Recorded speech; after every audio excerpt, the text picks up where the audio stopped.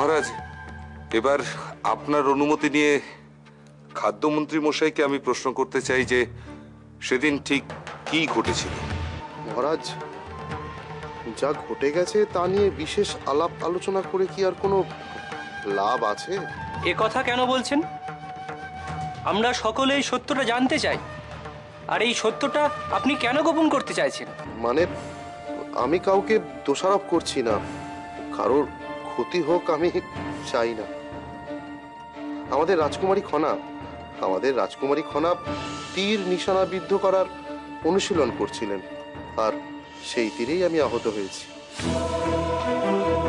তোমরা সবাই মন দিয়ে এই অনুশীলন করো, মনোসংযোগে যেন কোনো ব্যাঘাত না ঘটে। কি হলো, তোমরা অনুশীলন শুরু করছো না কেন?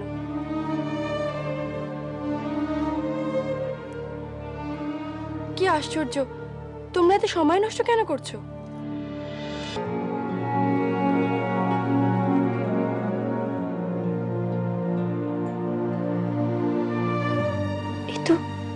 এ তো ভিন্ন দৃশ্য। তাহলে কি খনা আর মিহিরের মধ্যে আর বন্ধুত্বের সম্পর্ক থাকবে না? কোনো নতুন সম্পর্কের সূত্রপাত হবে? এ কথা আমি কাকে বলবো? কাকে? সমৃদ্ধি, একমাত্র সমৃদ্ধিকে এ কথা বলা যেতে পারে। দোহাই মহারাজ,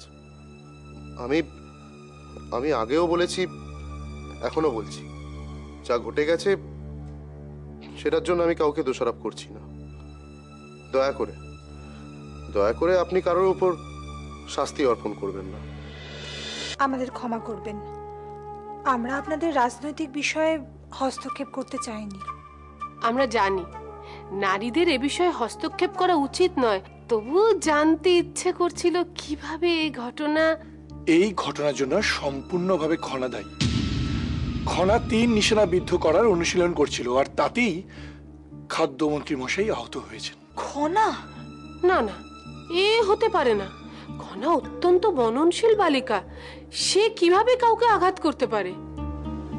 যদিও দুর্ঘটনাবশত এটা ঘটে গেছে, তবু এই ঘটনার আমি তীব্র নিন্দা করছি। আমিও নিন্দা জানাচ্ছি। এই কারণেই নারীদের হাতে অস্ত্র ধারণ মানায় না। এটা অত্যন্ত লজ্জার ঘটনা যে রাজকন্যার জন্য একজন মন্ত্রী আহত হলেন। এর জন্য রাজকন্যাকে লজ্জিত হওয়া উচিত। হ্যাঁ, কিন্তু তবু এরকম একটা ঘটনা এত সহজে মেনে নেওয়া যায় কি? রাজকুমারী যে অপরাধ করেছেন এ কথাও তো সত্য। অবশ্যই সত্য, তবে অপরাধ কথাটা বোধ করি এক্ষেত্রে খাটে না।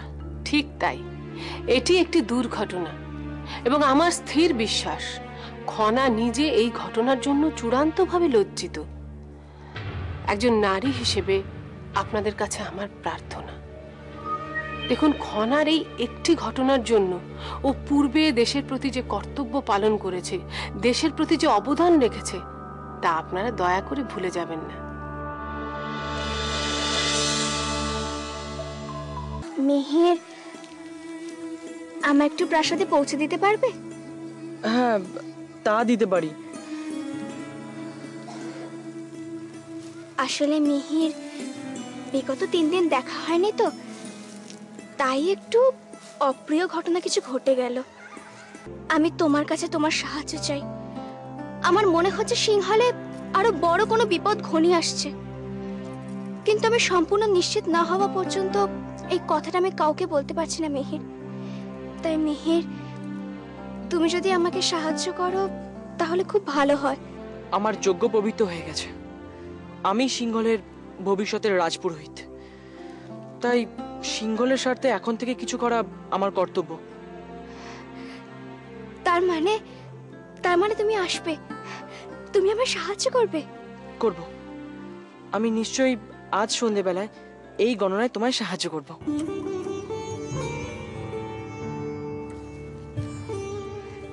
এখন চলো, বিলম্ব হচ্ছে।